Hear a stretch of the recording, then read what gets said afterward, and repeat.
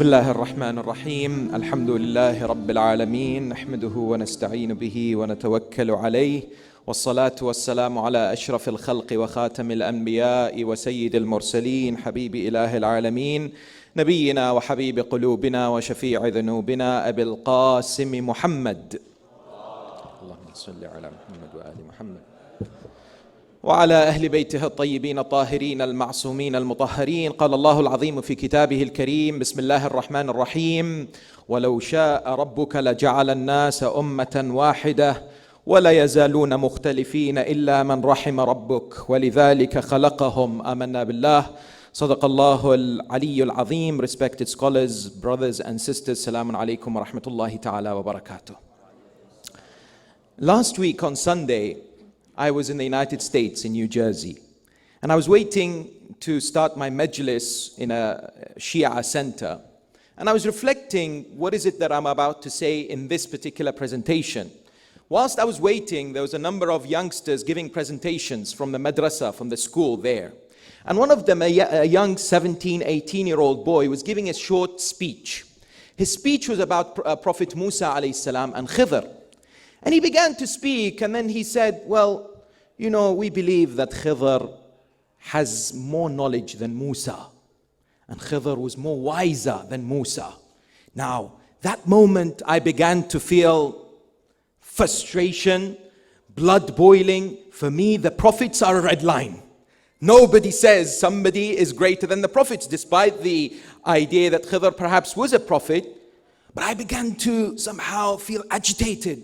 And at the end, I spoke to his teacher, who was strongly arguing this point. And he was saying, yes, of course Khidr is better than Musa. Musa had not reached the peak. He was with Fir'aun at that time, and Khidr had knowledge that Musa did not, and so on and so forth.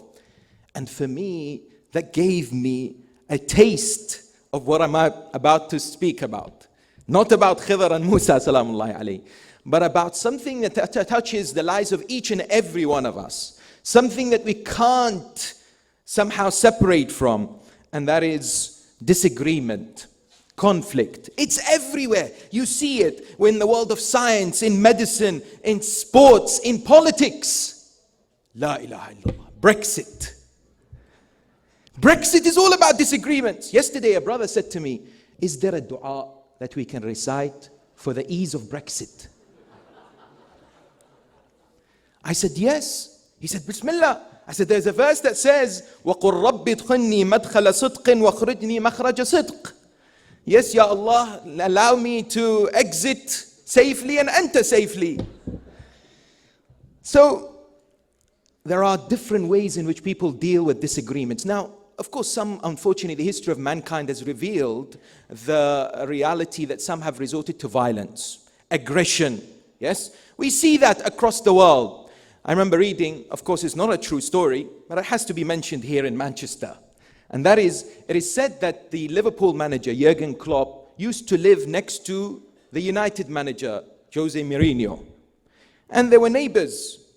So what happened was one day, the chicken that belonged to Jurgen Klopp crossed over to the farm of Jose Mourinho and laid an egg.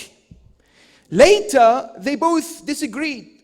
Mourinho said to Klopp, that's my egg because it was laid in my farm. Klopp said, it's mine because it's my chicken.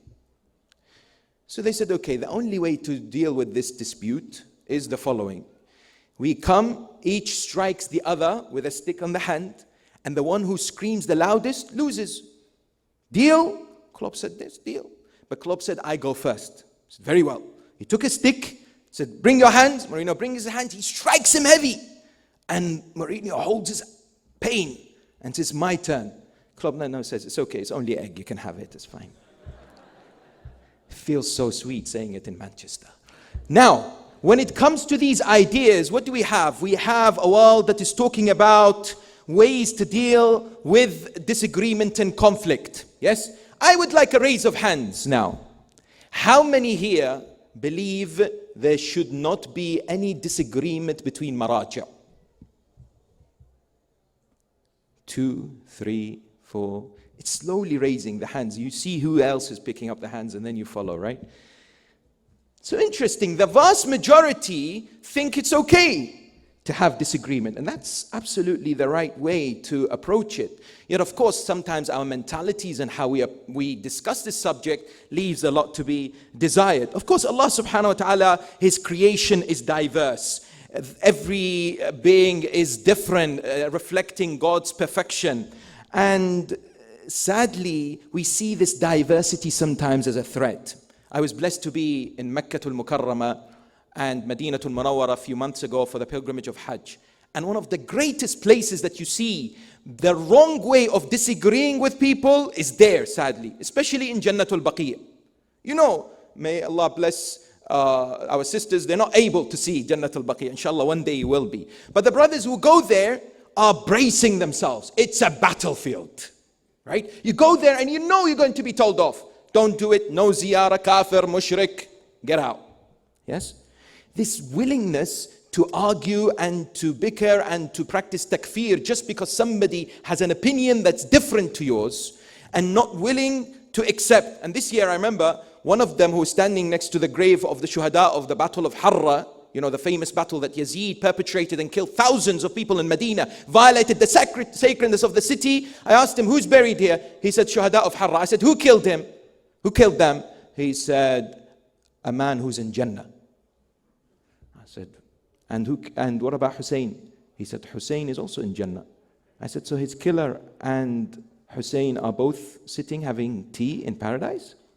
He said, yes, all the Sahaba are in Jannah. We don't accept what you say. And therefore he immediately told me, get out. No willingness to have a meaningful discussion. Now, we have a beautiful narration from the Prophet of Islam, Rasulullah A'zam Muhammad sallallahu alayhi wa alihi wa sallam. اختلاف أمتي رحمة. It is a means of mercy. You know, sometimes we only look at things negatively. I remember reading and coming across a lady by the name of Dr. Alice Stewart. She was a physician in the 1960s, and what she did was she wanted to find the link between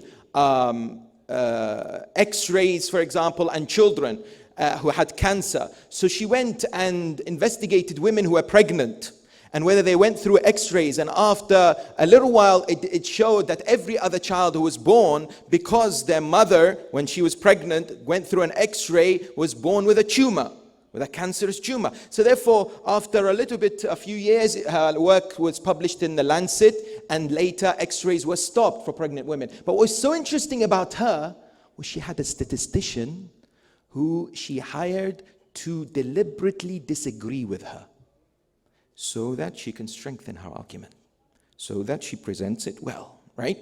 We are sometimes under this illusion that, you know, disagreement and ikhtilaf is what? Is wrong. It shouldn't happen. Why do people not agree? Why aren't all the maraja or all the ulama saying the right thing or the same thing?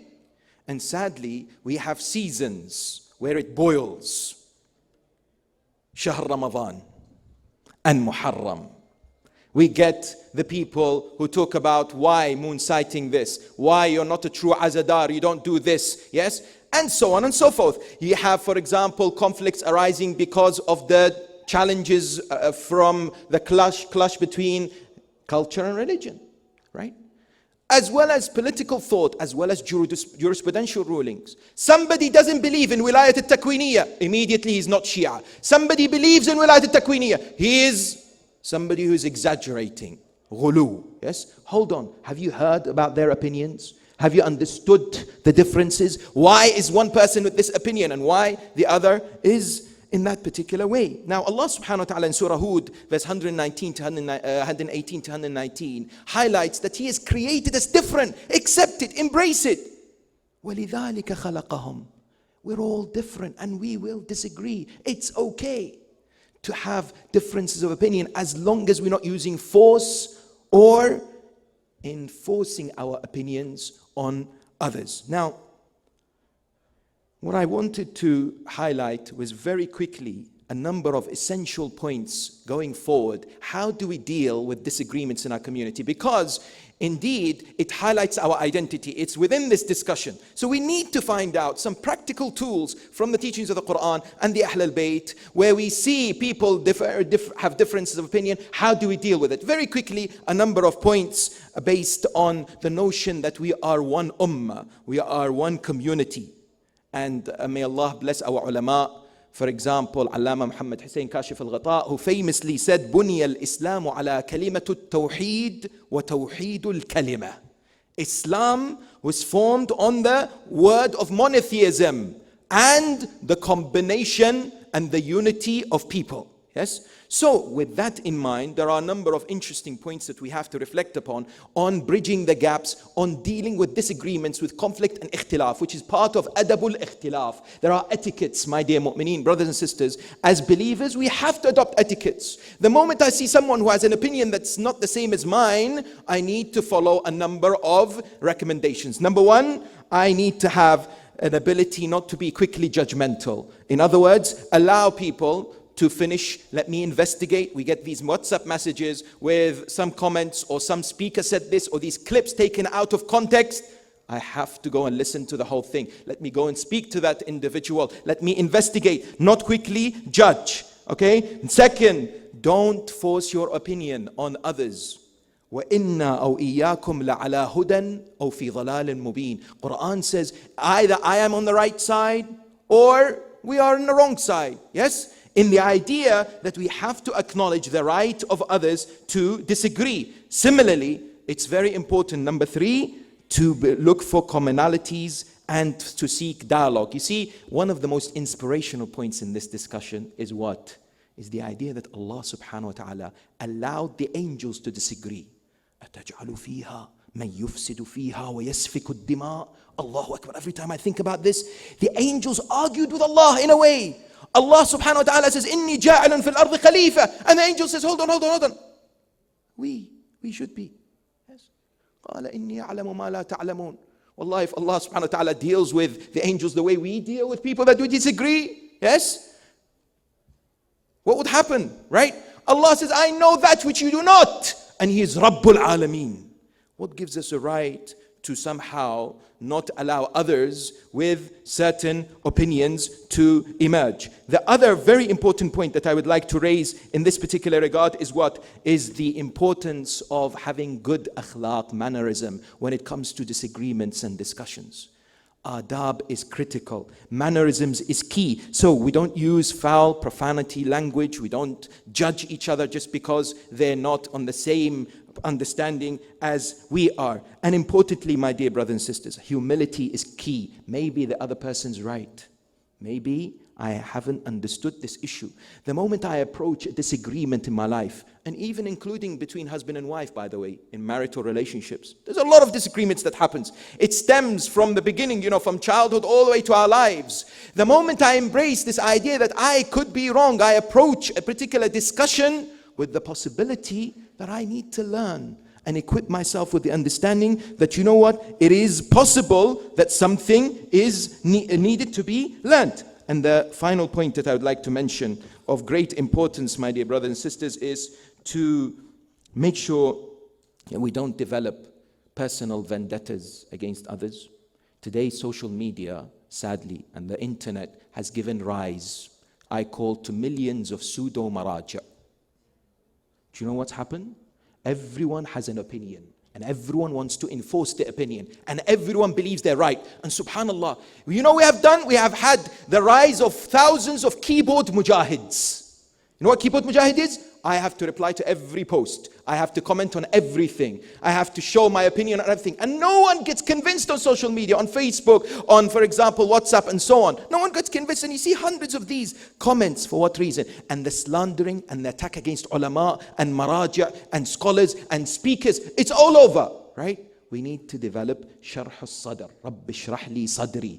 Expand your ability to be patient, to understand that that person may have a different perspective, may have looked at it from a different way, and inshallah ta'ala, we're then on the right track to form this identity that gives us enthusiasm, inspiration to move forward and be an example for generations to come in the footsteps of the Holy Prophet and the Ahl al-Bayt. أقول قولي هذا وأستغفر الله لي ولكم وآخر دعوانا الحمد لله رب العالمين وصلى اللهم على محمد وآله الطاهرين.